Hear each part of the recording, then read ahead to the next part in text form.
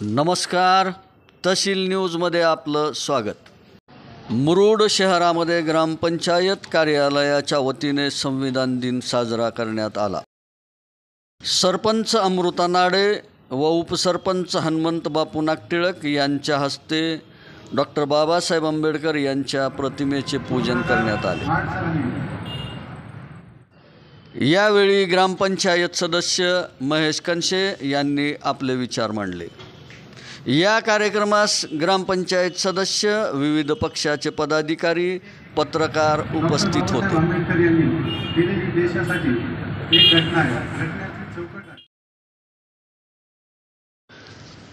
यावेळी सर्वांनी सामूहिक संविधान प्रस्ताविकेचं वाचन केलं। त्यासोबतच याच कार्यक्रमामध्ये 26/11च्या दहशतवादी हल्ल्यामध्ये शहीद झालेल्या शहीदांना श्रद्धांजली वाहण्यात आली।